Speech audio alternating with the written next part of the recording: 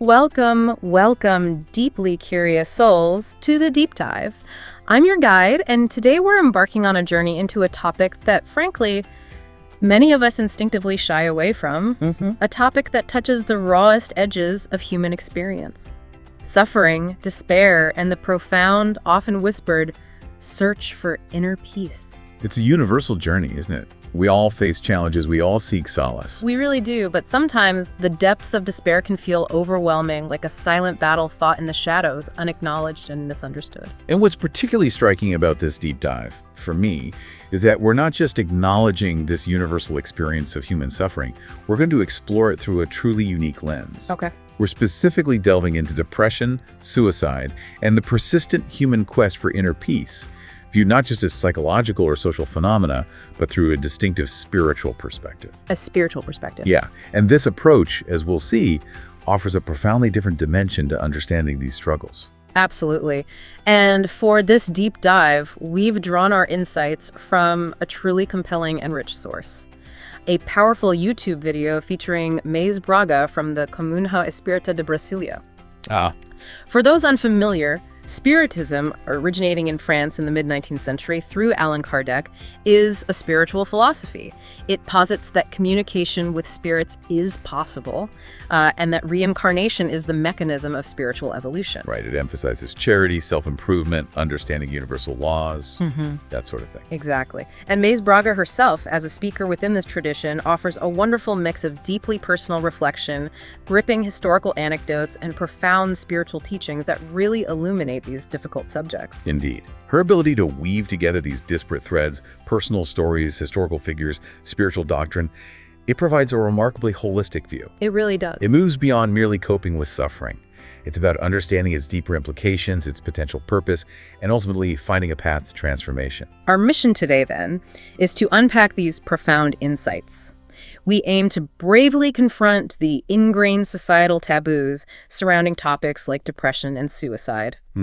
To truly understand the human experience through some very real, very poignant stories, and to discover the transformative power that spiritual perspectives can offer on life's deepest challenges. Having that power. Yeah, we'll extract those tangible nuggets of wisdom that not only offer understanding, but critically point towards a path forward for all of us. And that path forward, as you say, is absolutely critical. It raises an important question right from the start, doesn't it? What's that? How do we transition from merely acknowledging the presence of suffering in our lives and in the world around us to actively transforming our relationship with it? Right. And ultimately moving towards a place of genuine, lasting inner peace. That is the core exploration we're undertaking today. Okay, let's unpack this by starting where Mayse Braga begins her own profound narrative, confronting a topic that's often pushed deep into the shadows: suicide.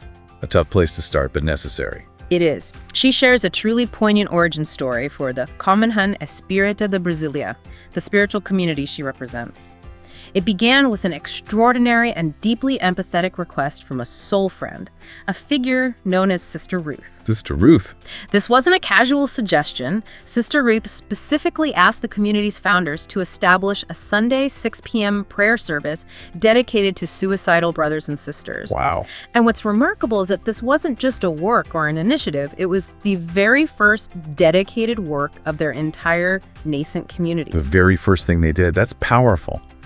What's truly fascinating here is the sheer foresight and, frankly, the immense courage this required, especially considering the era. Oh, absolutely. We're talking about a time when mental health wasn't discussed openly, let alone suicide, which was cloaked in shame and religious condemnation. Establishing a dedicated service for such a deeply stigmatized topic wasn't just pioneering, it was revolutionary. It speaks to a profound level of compassion. It really does. And an intuitive understanding of human suffering that predates much of modern mental health awareness by decades. This wasn't about public health campaigns. It was about spiritual solace and community. Absolutely.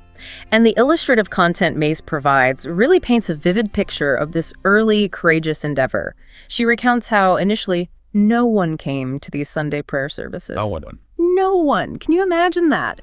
An empty room, perhaps just the founders, offering prayers into the silence for a cause so vital, yet so utterly ignored by society. That silence must have been deafening, laden with the weight of unseen suffering. You have to think so. But then something profound shifted. Mayse explains that it spread throughout the city a quiet word-of-mouth message. That people, particularly those who had suffered the unimaginable and often unspeakable loss of children to suicide, had a place to be, to talk. A place to finally speak about it. Exactly. And that, she emphasizes, is when people slowly, tentatively started to arrive. This specific prayer time at 6 p.m. on Sundays became a defining characteristic of the community, a beacon of hope and acceptance for those society had otherwise abandoned in their grief. This moment, truly, highlights the desperate, aching human need for safe spaces when dealing with such profound and isolating grief. It really does. The community didn't just offer a religious service, it offered validation, a sanctuary, and a voice to those who were previously isolated in their sorrow, forced to bear their pain in secret. It's a powerful lesson in what it means to create a space where vulnerability is not only accepted, but deeply embraced, where judgment is set aside for unconditional spiritual support. Yeah. It underscores how critical community is in addressing issues that individual families might feel utterly alone in confronting. It certainly does. When you think about the social climate of the time, and to some extent, even our own time, the bravery it takes to consciously create and maintain a safe space for grief, especially for a topic that society often pushes away, is truly extraordinary. It really is. It's an act of profound courage to open that door, to acknowledge that silent pain, and to say, you are not alone. Now, from that remarkable genesis of compassion, we move to a truly heart-wrenching historical narrative. One that powerfully illustrates this concept of veiled anguish. Veiled anguish. Okay, pain so deep, so hidden, it remains unseen even by those closest to the sufferer. Mayse Braga introduces us to the iconic figure of Virginia Woolf. Describing her as depressive, extraordinarily talented. Here's where it gets really interesting and frankly quite unsettling. Because in Woolf's time, Mayse notes they didn't talk about depression as we understand it today. Right, the clinical language simply wasn't there. Instead, people spoke of a sadness and anguish, a desire to run away that no one could explain. It was a pervasive, nameless dread. This historical context is absolutely crucial. It vividly underscores how our understanding and our very language around mental health have evolved, or perhaps in some ways simply shifted labels. That's a good point. But what remains consistent is the fundamental experience of profound internal suffering, regardless of what we call it. Woolf's story becomes a stark, almost archaeological reminder of the limitations of diagnosis and recognition in earlier eras, and how that lack of a framework compounded the isolation for individuals wrestling with such deep inner turmoil. She was experiencing something for which her society had no adequate vocabulary, let alone treatment. And Woolf, despite her immense literary talent and profound intellectual gifts, experienced so much of this unnamed anguish throughout her life. Mayse notes she endured terrible romantic relationships, faced many affective difficulties. Look, not easy circumstances. No, by all accounts not absolutely happy. Yet amidst the struggle, she found some semblance of stability and profound companionship when she married Leonard Woolf. Leonard Woolf, right. Described as a correct and dignified man. Crucially, he was a man who understood her profound sadness and supported and comforted her in every way.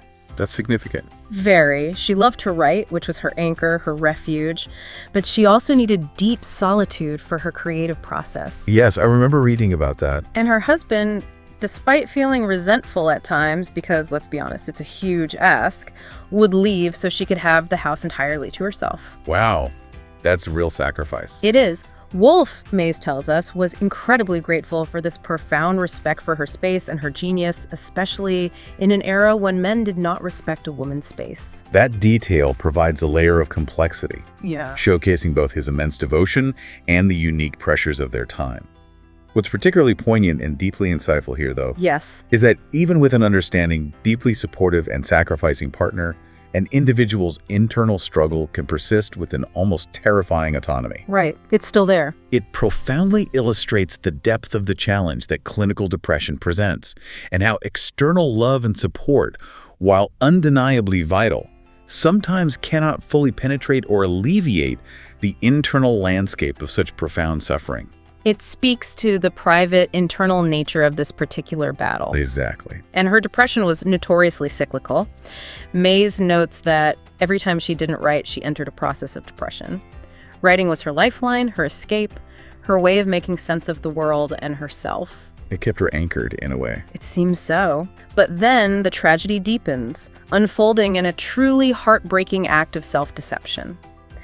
Mayse reveals that Woolf, as her despair deepened, started to pretend she was well. Oh, no. Because she loved him so much and didn't want to disappoint him. Can you imagine that immense, suffocating burden? It's almost unbearable to think about. To be battling such darkness internally, yet to consciously put on a facade of wellness for the person you love most out of a profound desire to protect them from your own pain. Months before her death, she even mustered the strength to reassure him, saying, "I am so well, I like you so much, you respect me so much, although within me there is a sadness, a solitude that I cannot explain." Wow. Her final valiant attempt to shield him, a last desperate act of love. This specific detail, her deliberate deception, raises a critically important question about the nature of concealment. Right. And the immense pressure individuals often feel to present a facade of wellness, especially to their most cherished loved ones. Yeah. It's a powerful, almost unbearable testament to the isolating nature of depression, where the very desire to protect others from one's suffering can inadvertently lead to deeper self-isolation, building an impenetrable wall around the internal decision that is ultimately made. It forces us to consider the silent, unseen battles fought within. Exactly. Her suicide was not a spur-of-the-moment act. It was meticulously planned. Plan? She seized on his absence for a small trip as the window she needed to execute her plan, filling her pockets with the biggest stones she could find. Oh, the image. And walking into the Ouse River, the lake behind her house, to drown herself. Her body was found days later. Devastating. And for Leonard, her devoted husband, there was, as Mayse describes, a perpetual longing for her, and remarkably, a profound respect for her decision, even in his unending grief. Respect for her decision, even then. He understood it was her choice, her escape from a pain he could not fully reach or alleviate. The analysis here is absolutely critical for our understanding. Okay. It highlights the profound difficulty of recognizing and effectively addressing severe depression, particularly when individuals skillfully and lovingly mask their pain. Even with deep, unconditional love and unwavering support. Exactly. An internal decision, once made and meticulously planned, can be hidden with tragic effectiveness. It's a stark, almost unbearable reminder that sometimes the most profound and devastating battles are fought in silence. And the most irreversible decisions are made in secret, behind a veil of outward composure. So what does this all mean for us, our listeners, today? This incredible, poignant anecdote compels us to consider the immense societal and personal pressures that can lead individuals to hide their true suffering, even from those closest to them. Yeah. It's a heartbreaking legacy that continues to resonate today, pushing us to look beyond the surface and listen for the unspoken. And that brings us directly to a modern paradox. Yes. Despite our supposed advancement in understanding mental health, the problem of suicide, particularly among vulnerable groups, is not receding. Mayse Braga presents a stark, uncomfortable truth, Okay. challenging popular belief by stating that the number of suicides has increased worldwide, especially among adolescents and children. Increase, not decrease. Increased. This isn't just a statistic. It's a profound global crisis silently unfolding. Indeed. This data point is deeply troubling because it fundamentally challenges the assumption that greater public awareness or even increased access to mental health resources automatically translates to a reduced incidence of suicide. Right, you'd think more awareness would help. You would. The persistent, and in some demographics, rising numbers suggest a deeper, more pervasive underlying issue at play, one that our current societal and medical approaches may still be failing to adequately address or perhaps even fully comprehend.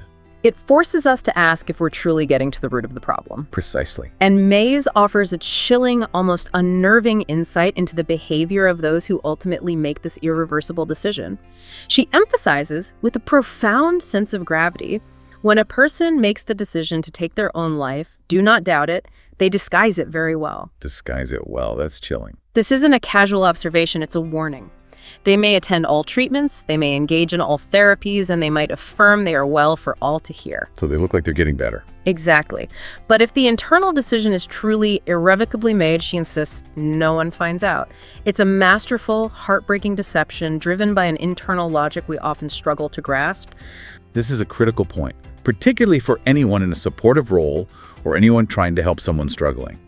It suggests that even outward signs of engagement with help or even verbal affirmations of improvement might not accurately reflect the true underlying internal state. So you can't always tell from the outside. It seems not always. This makes effective intervention incredibly complex and highlights the hidden, often impenetrable nature of this particular anguish. It's a profound challenge to our ability to truly perceive another's suffering. This societal evasion, this collective discomfort with the topic, extends even to the media, a powerful shaper of public discourse. Media's role. Mayse shares a revealing anecdote about a journalist friend in Brasilia who wanted to do a comprehensive report on suicide. However, her boss, predicting low audience, flat out stated, no one wants to talk about this. No one wants to talk about this. Why? This dismissal, this refusal to engage, she argues, leads to things being hidden, to nothing being resolved, and most tragically, to families pretending and burying their suicides as if they had unexpectedly had a heart attack. That pretense, that silence.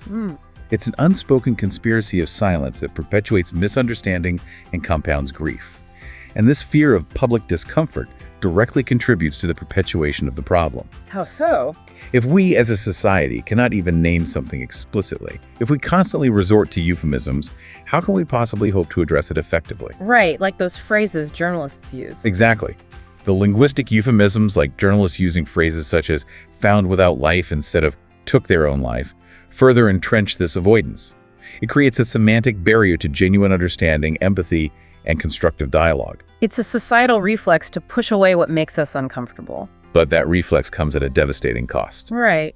And the most common argument used to justify this pervasive silence, Mayse notes, is the fear that one cannot talk about it because it encourages others to do the same thing. The contagion argument. Yeah. This notion that open discussion somehow promotes suicide is a powerful deterrent to public conversation, despite evidence suggesting that responsible, empathetic discussion can actually reduce stigma and encourage help-seeking. This raises an absolutely fundamental question, one that Mayse Braga herself poses with a profound sense of urgency. Which is? How can we possibly address a problem if we are fundamentally unwilling to even name it, to discuss it openly, to bring it into the light? It seems impossible. She asks, and I think it's a question for all of us, how will we ever be well enough to even admit the slightest possibility of believing that escaping physical life is a solution for any of our struggles? That's a deep question. It challenges us to move beyond our deeply ingrained fears and discomfort into a space of courage, honesty, and open dialogue, without which genuine healing and prevention remain elusive. So what does this all mean for you, our listener, here and now? It compels each of us to reflect on the profound responsibility we have as individuals and as a society to actively break these entrenched silences. It calls upon us to create more spaces like the one Sister Ruth envisioned, to provide genuine, compassionate support, and to systematically dismantle the stigma that surrounds mental health and suicide, rather than inadvertently perpetuating it through our avoidance. We simply cannot afford to look away any longer. No, we can't. Now, let's journey back through time and across continents, moving from the raw, earthly reality of hidden suffering to echoes from the past. Okay. Where literary figures embark on profound spiritual journeys that offer a very different perspective on despair, one rooted in ultimate redemption. We're going to talk about Camilo Castelo Branco. Camilo Castelo Branco, the Portuguese writer. That's him. Talented, famous for his iconic novel, Love of Perdition. His personal story is powerful, tragic, and then takes an astonishing spiritual turn. Okay, I'm intrigued. Upon realizing he was facing irreversible blindness and would never see again, he despaired. The thought of living in perpetual darkness, dependent on others, was unbearable to him. Understandable despair. Absolutely. So in an act of profound desperation, he shot himself in the ear because, as Mayse explains, he refused to live without seeing. It was an ultimate refusal of a physical reality he couldn't accept. What's fascinating here is how his deeply personal tragedy, so viscerally rooted in the physical world and his inability to cope with a profound loss of sensory perception, becomes the improbable starting point for a remarkable spiritual narrative. Right. It's the ultimate act of physical escape, a final, desperate attempt to control his destiny in this life. Yet, as the spiritist perspective reveals, the story doesn't, and indeed cannot end there. It transitions from a physical conclusion to a spiritual beginning. It certainly doesn't. Mayse Braga then introduces us to a core concept within Spiritism.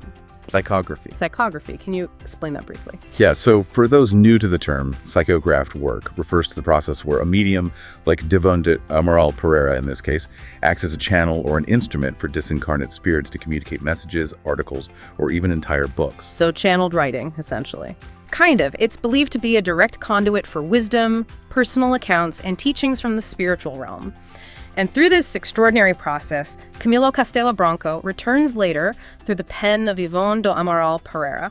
He returns To tell his own story from the spiritual side in a marvelous book called Memorias de Suicida, or Memoirs of a Suicide. Memoirs of a Suicide. Wow. So this is where his earthly despair intersects with a larger redemptive spiritual unfolding. Exactly. The book itself, despite its profound and potentially healing message, faced immense stigma, even within a spiritual community that might ostensibly be more open-minded. You'd think they'd be more receptive. You would.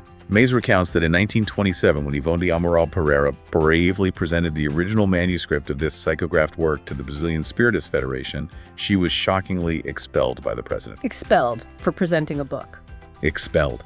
Can you imagine the intellectual and spiritual climate where, even in a spiritist organization, the very idea of a book about suicide, especially one claiming to be from the spirit of a suicide victim, was so taboo, so revolutionary, that it led to such a harsh and immediate reaction? It speaks volumes about the societal and even internal prejudices of the time. Absolutely. That's truly astonishing, isn't it? To try and share what could be a deeply profound, transformative message for those suffering, only to be met with such strong resistance and condemnation, even from within her own spiritual community. It's incredible. Yvonne, demonstrating immense courage and conviction, even used the pseudonym Camilo Candido Botelho for the book to avoid difficulty for the medium, meaning to shield herself from further persecution. Trying to protect herself. Yes. Yet difficulty still arose. She steadfastly kept the originals of the book for an incredible 30 years. 30 years. A testament to her unwavering belief in its importance. Completely. It was only finally published in 1957 when, as Mayse describes, the prejudices that existed within the Spiritist doctrine, or perhaps more accurately, among the Spiritists in positions of command and influence, had disappeared, ceased, diminished. This saga of publication perfectly illustrates how deeply ingrained these taboos were, and how much collective evolution it took for such a narrative to even see the light of day. This decades-long struggle for publication powerfully underlines how deeply ingrained these taboos are. Not just in secular society. No, but sometimes even within spiritual circles. It reveals that the acceptance of uncomfortable truths, even those presented with a message of hope and understanding, is a journey in itself. It took decades for the societal and indeed the internal spiritual community's consciousness to evolve enough to accept such a groundbreaking and controversial narrative, demonstrating the slow, often painful pace of progress in challenging deeply held preconceptions. But the spiritual resolution for Camilo Castelo Branco is truly remarkable. It offers a powerful counter-narrative to his earthly despair. Okay, how does it resolve? Mayse explains that another revered figure in Spiritism, Leon Denis, that marvelous soul, a prominent French Spiritist philosopher and contemporary of Allan Kardec, finished telling the story with Camilo's permission. With his permission from the spirit world? Yes, but with an important detail. Camilo himself was already reincarnated and completely blind to redeem his suicide. Reincarnated and blind again to redeem the act. That's the concept. This idea of redemption through reincarnation, where past choices lead to present life challenges designed for spiritual growth, is central to Spiritist thought. Right. Mayse details how Camilo, in this subsequent life, lived for 50 years alongside Dr. Bezerra de Menezes, another highly respected Spiritist physician and medium, who became a profound spiritual mentor. So he had guidance in that life. He did. Through this experience, Camilo became a Spiritist, understanding that his blindness had a powerful reason to be. It was no longer a random tragedy, but a spiritual lesson. He found meaning in it. And that he should not seek suicide again to escape this trial. What's truly fascinating and deeply profound here is the core Spiritist idea that even deep despair and tragically irreversible past choices can be part of a much larger ongoing spiritual journey of learning and redemption across multiple lifetimes. It offers a radically different perspective on suffering and its purpose. Absolutely. suggesting that trials and tribulations are not simply random acts of fate, but can be powerful opportunities for profound growth, understanding, and ultimately self-mastery. It completely recontextualizes what we perceive as tragedy. Reframing it as a necessary, albeit often painful, step in an eternal, ongoing process of spiritual evolution, it gives meaning to suffering. It certainly does. It's a powerful narrative about how even the most desperate acts, viewed from an eternal perspective, can eventually lead to a path of profound spiritual awakening and purpose. Underscoring the enduring nature of the soul on its journey. It teaches us that even in our darkest moments, there is a larger plan for our growth, often hidden from our immediate sight. Building on these profound spiritual narratives that reframe suffering, let's now delve into illuminating paths, lessons from the Master. Okay, lessons from Jesus. Looking at the timeless wisdom embedded in Jesus' teachings, but specifically through a spiritist lens provided by Mayse Braga and the revered spirit Emmanuel, right. First, Mayse recounts the biblical scene of Jesus' transfiguration. Picture this. Jesus leads Peter, James, and John up a high mountain. And there, a beautiful white cloud appears, shimmering with divine light. Within it, transfigured, are Jesus, Elias, understood in Spiritism to be a past incarnation of John the Baptist and Moses. An incredible vision. The apostles are witnessing this incredible, luminous, almost otherworldly vision, a moment of profound spiritual glory. This scene, as described, is already incredibly powerful and symbolic. Oh, it really is. It's a moment of unparalleled spiritual clarity and revelation for the apostles, a direct glimpse into a higher reality, a confirmation of Jesus' divine connection and the continuum of spiritual existence. It represents a peak experience. A moment of unadulterated spiritual joy and understanding. But then a dramatic and somewhat unsettling shift occurs, adding a layer of complexity to the spiritual lesson. Okay, what happens? Suddenly, a dark cloud appears directly in front of the brilliant white one. A dark cloud, interrupting the light. Yes. And from within this dark, seemingly ominous cloud, a voice came out that said to the apostles, "This is my beloved son. Listen to what he says." A voice from the dark cloud. That's intriguing. It's a moment that could easily evoke fear or confusion, interrupting the previous scene of pure light. Definitely. What's truly fascinating and profoundly insightful here is how the revered spirit Emmanuel, a key spiritual mentor whose teachings are channeled through mediums like Chico Xavier, interprets this exact event. Okay, Emmanuel's take. Emmanuel reminds us that sometimes in our own lives, we are happy, buoyant, and our life is a clear cloud full of sun. Everything is going well. We're in a phase of peace and prosperity. The good times. Right. But then, inevitably, when a dark cloud appears, when difficulties, challenges, or sorrows arise, we get scared. Oh my God, will my life not get better? Will something happen? Our immediate human reaction is often one of fear, anxiety, and an assumption of impending negativity. We instinctively recoil from the darkness. Exactly. We recoil from it, assuming it signals an end to our happiness, a curse upon our good fortune. But Emmanuel's deeper meaning, as Mayse conveys, is truly transformative. How so? It offers a powerful reframing of adversity. However, the dark cloud often brings us a voice to tell us what we can do to change, to improve our destiny. So the dark cloud isn't just bad, it brings a voice. It's not just an obstacle to be endured or a sign of divine displeasure. It's a messenger, a catalyst for necessary reflection and growth. It's a moment for profound guidance, often disguised as tribulation. This gives us a completely different, much more constructive perspective on suffering and challenge. It reframes difficulties not as purely negative events to be avoided at all costs, but as potential sources of profound guidance, critical self-assessment, and invaluable opportunities for course correction in our spiritual journey. This perspective is further underscored by the temporal perspective Mayse mentions. This stage on Earth passes so quickly, even if it lasts 100 years, it passes too quickly. It really does feel that way sometimes. And we will return to true existence with the consequences of what we did while we were in a body of flesh. This highlights the transient nature of earthly trials in the grand context of our eternal journey, urging us to extract the wisdom from every experience, no matter how difficult, because its impact resonates far beyond this short incarnation. Precisely. A key insight, then, is that difficulties are not merely obstacles to be overcome, but often contain profound lessons and guidance designed to propel our spiritual evolution. It urges us to consider the transient nature of earthly life and how our conscious choices and thoughtful responses to these dark clouds fundamentally impact our eternal journey. So, an actionable takeaway from this. Yeah. The next time a dark cloud appears in your life, Instead of immediately fearing it, maybe pause and ask, what voice is this cloud bringing me? What lesson am I meant to learn, or what change is it trying to inspire in my destiny? It's a call to listen more carefully to the lessons embedded in our struggles. Absolutely. Next, we explore another profound lesson from Jesus' journey: the burden shared, the role of the Cyrano. Simon of Cyrene. Okay. Picture this pivotal scene.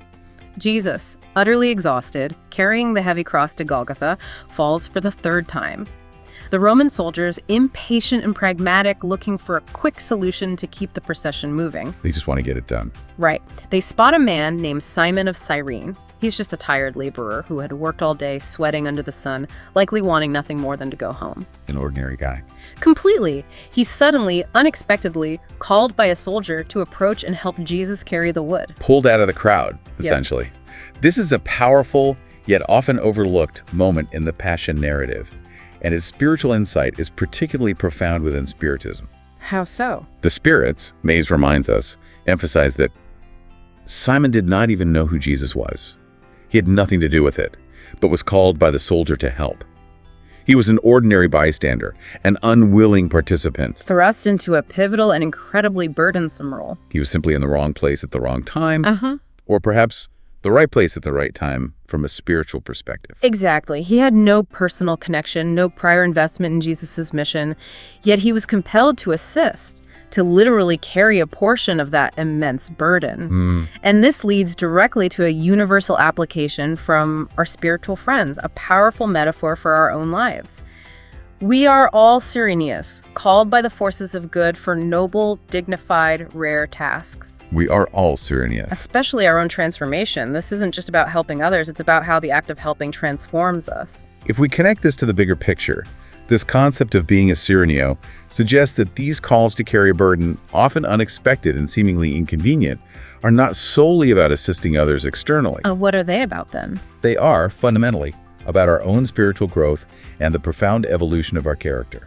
It's about recognizing the opportunities for service, for developing empathy, for cultivating patience, and for self-improvement that present themselves in our daily lives. Even when they come disguised as inconveniences, difficult responsibilities, or heavy burdens. Exactly. It challenges us to see ourselves as instruments of good, and in doing so, to undergo a deep personal transformation. The true load we carry, then, isn't just the physical cross, but the lessons we learn about ourselves and our capacity for compassion and resilience. A key insight here is that we are all, at various points, called to be a Cyrano, to step up, sometimes unwillingly, to carry a burden or assist another. These moments, however challenging, are potent opportunities for our own spiritual development and growth. So maybe an actionable takeaway here. Consider a current challenge or a request for help that feels like an imposition. Okay. How can you reframe it as your Cyrano moment, an unexpected call that offers a hidden path to your own transformation and noble service? It's about opening ourselves to those moments where we're asked to carry a burden, whether literally or metaphorically, and understanding that within that act of service lies a profound opportunity for our own evolution. Okay, let's unpack this with another powerful lesson from the Master's life. The power of transformation, exemplified by Mary Magdalene. Mary Magdalene, a fascinating figure. Indeed. Mayse Braga reminds us that Mary Magdalene was not only a devoted follower, but was granted the extraordinary privilege of being the first to see the resurrected Jesus. The very first one. And she heard him utter those profound, deeply comforting words. "Why do you seek among the dead him who lives?" A direct challenge to her grief and a profound revelation of eternal life. This moment, as Mayse describes, created a significant degree of confusion and, frankly, consternation among the other apostles. They were confused. Why? They were unconformed, almost indignant by Jesus' choice. They asked, quite humanly, why did the Master appear precisely to Magdalene? Why had he not appeared to Mary, his mother? Why not to Peter, the rock of the church? Why to Magdalene? So they felt bypassed, in a way. Their human expectations, their logical understanding of hierarchy and status, were deeply challenged by this divine choice, which seemed to defy conventional wisdom. It's a very relatable human reaction, isn't it? It really is. To question why someone seemingly less deserving or central would be chosen for such a sacred, pivotal moment.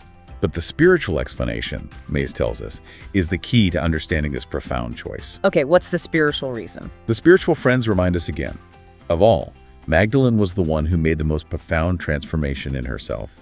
She was one person, and after meeting Jesus, she became another. Her transformation was the key. This isn't about her social standing or her past reputation. It's about the depth and authenticity of her inner change. She truly was reborn.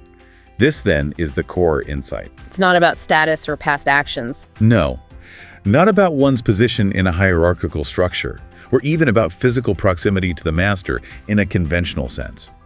It is purely and profoundly about the depth of inner change, the sincerity of devotion, and the commitment to personal transformation. Makes sense. Mayse even shares a playful joke that men sometimes make about Magdalene waking up too early to clean Jesus' body, thus encountering him first a humorous attempt to rationalize a divine choice. Right.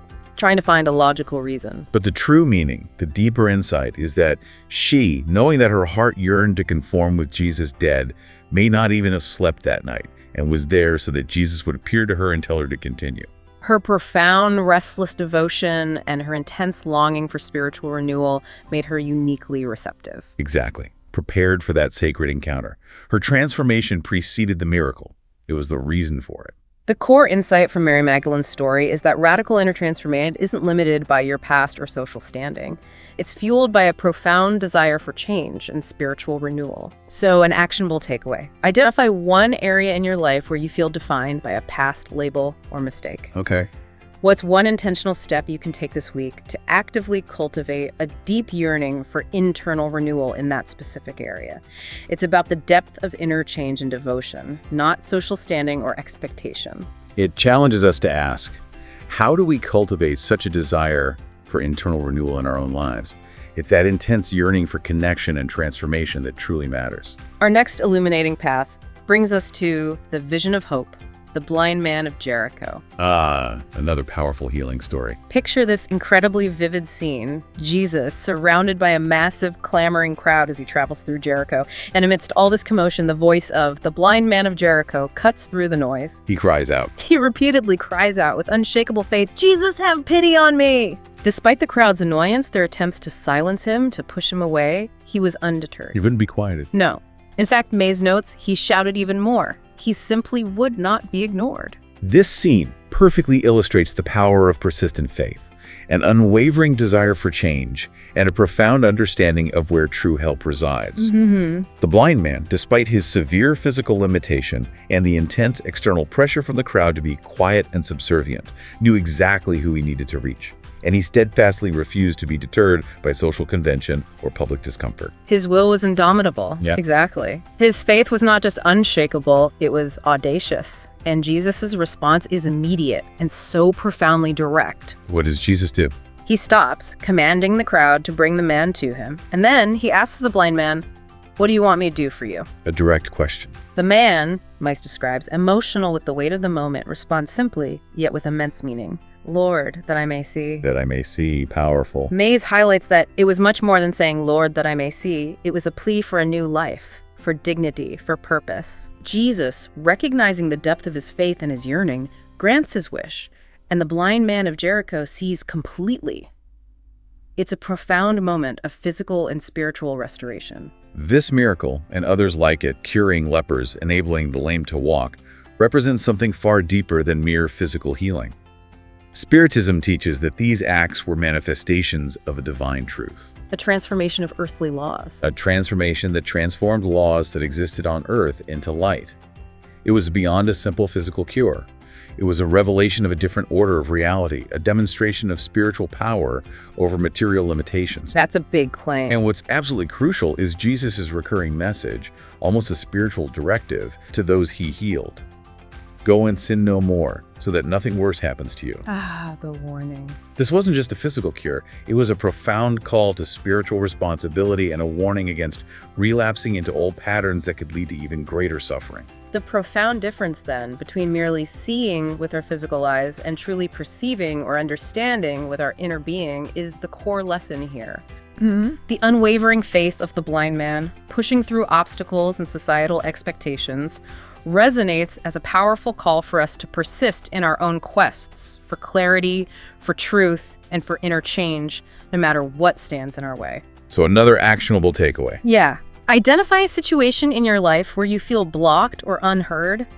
How can you emulate the blind man of Jericho's persistent faith and courage to push through the noise and directly seek the clarity or transformation you need? Understanding that true sight is often spiritual perception. Exactly. We've now arrived at the core of our deep dive. Immortality, responsibility, and recalibrating life's trajectory. Okay, the big picture. Mayse Braga emphasizes a fundamental teaching within Spiritism. When we know Spiritist doctrine, we realize it is an extraordinary body of laws. But it is a part of the truth. We do not yet know the entire truth because our evolutionary process is still ongoing. So it's not the final word. No. This immediately sets an expansive context, preventing any sense of dogmatic finality. This statement is incredibly important because it positions spiritual understanding not as a static, complete dogma, but as an evolving, dynamic comprehension within an endless journey. It embodies humility. Right. Acknowledging the inherent limitations of our current human understanding, while simultaneously affirming the immense value of the knowledge we do possess. It's a call to continuous learning, not rigid adherence. It suggests a grand, unfolding journey that stretches far beyond our current comprehension. She goes on to say, we will still live other lives, we will still see other things, we will still walk a long way. A long way. To then establish for ourselves grandiose levels of truth. This paints a picture of continuous, boundless spiritual growth and eternal curriculum of learning and evolution. It tells us that our current life is but one chapter in an immense, ongoing story. And this vast framework, while encompassing eternity, brings profound, immediate benefits to our present existence. Okay, what benefits? The truth that Spiritist doctrine brings already benefits us greatly by offering fundamental transformative insights into the nature of reality. Two of the most powerful insights, which Mayse highlights, are, first, the absolute certainty that we are immortal. Immortal. We will leave death as many times as necessary, but never life. This concept radically alters our perspective on earthly existence, its challenges, and its perceived finality. Death becomes a transition, a gateway, not an end. Exactly. What's truly fascinating and potentially life-altering here is that single thought alone, the deeply ingrained understanding that we are immortal, that death is just a transition, never an end to life itself, could profoundly reshape how we approach fear, how we process loss, How we manage anxiety. even how we navigate our daily struggles and long-term goals. It shifts the entire paradigm from a finite, desperate rush to an expansive, purposeful journey. Precisely. This understanding dissolves the ultimate fear, making our earthly trials less about finality and more about lessons. Okay, and the second insight. And the second core insight, deeply interconnected, is a profound understanding of reciprocity, which many traditions might refer to as karma. Karma, right. We are the past in the form of the present. Everything we give to life, at some point, life returns to us. This is not punitive judgment, but a fundamental law of the universe. Cause and effect. It's a direct, undeniable link between our actions, our intentions, and their consequences, not just within this single lifetime, but across the entire tapestry of multiple existences. So our present circumstances reflect past choices. In part, yes. And our future is being shaped by our present actions. So what does this all mean for us, our listeners?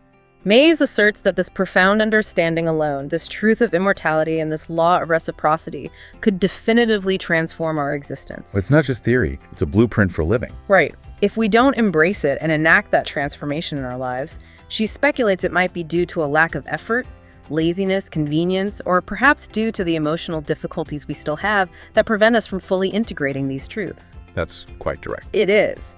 This frames our current challenges, our current relationships, and our current lives as absolutely essential opportunities for profound growth, for balancing past debts, and for a deeper, practical understanding of universal cause and effect. It removes the excuse of ignorance and puts the responsibility squarely on us. This powerful understanding of immortality and reciprocity leads us to a deeply introspective section, confronting the inner beast. Personal testimony and transformation. The inner beast, okay. Mayse shares an amusing yet profoundly insightful anecdote about the youth, the Mossadade as they're called in their community. They all thought we had been Christians and had died in the lion's den. It's a classic spiritual fantasy, isn't it?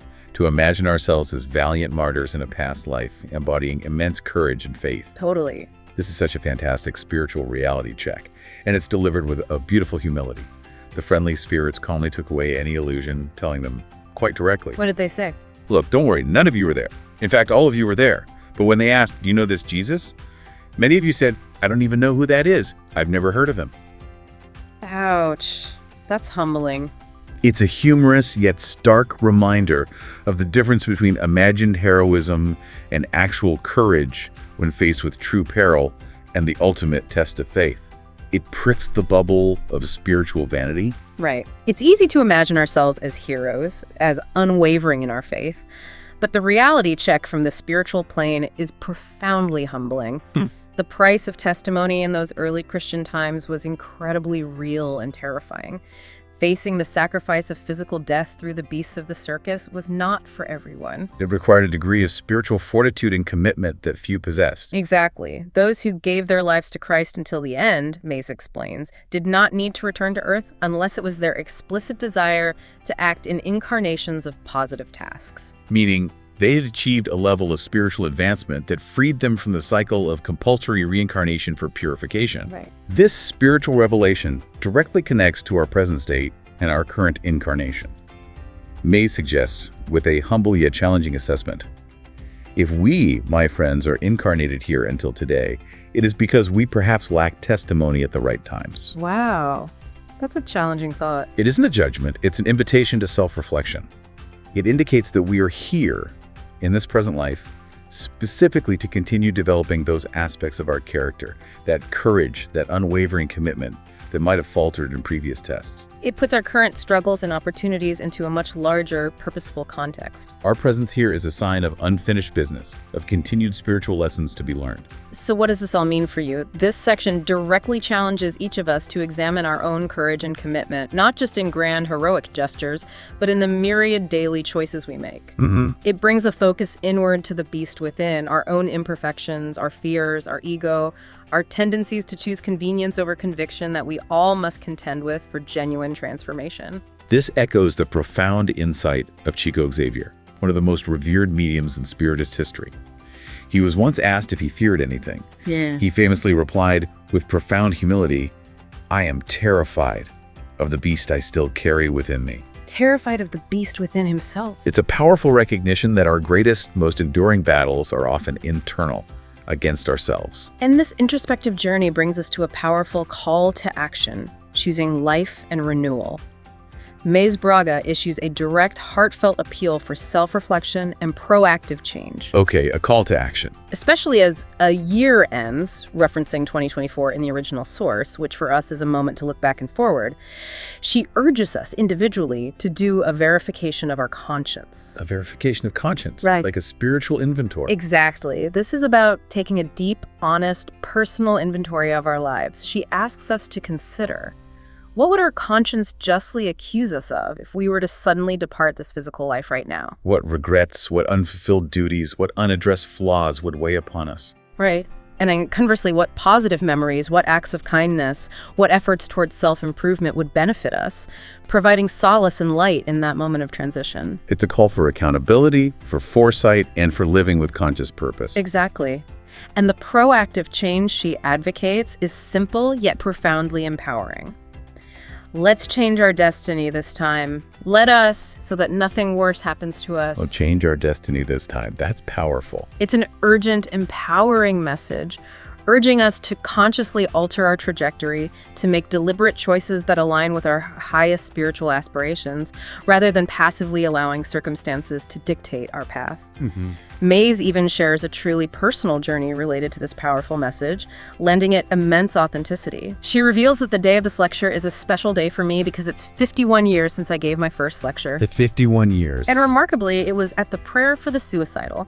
She recounts being a nervous 16-year-old, taking the place of a no-show speaker. 16. Wow. And the profound impact that unexpected opportunity for service had on her own life's purpose and trajectory. Her personal testament adds immense weight and credibility to this call to action. It's a living example that embracing opportunities for service and transformation, even at a young age, unexpectedly, and with initial trepidation, can profoundly define a life's purpose, and in doing so, positively impact countless others. It's a powerful validation of individual agency and the idea that our purpose often reveals itself when we step into service, even when we feel unprepared. And this deeply personal experience culminates in a broader call for action for all of us to conduct a great campaign of love for life within our families and among our friends. A campaign of love for life. A campaign rooted in truth and hope, never thinking of escaping it through the false idea of suicide. It's a plea for collective vigilance and mutual support, acknowledging the sanctity of life. This reinforces the spiritual idea that true strength and genuine peace lie not in escaping life's challenges, but in facing them with courage, with a renewed sense of purpose, and with the understanding of our immortal nature. It's about building a collective resilience, grounded in love, support, and spiritual wisdom.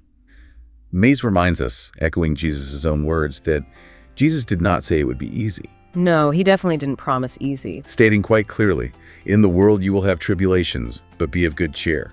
This isn't a promise of a problem-free life. It's a message of profound strength, hope, and inner peace in the face of adversity. It acknowledges the reality of suffering while offering the spiritual tools to navigate it. Precisely. So what does this all mean for you, our listener, today, right now? This entire deep dive culminates in a direct, empowering appeal to you to take charge of your own destiny, to embrace challenges with courage, and to actively, consciously choose a path of love, transformation, and service.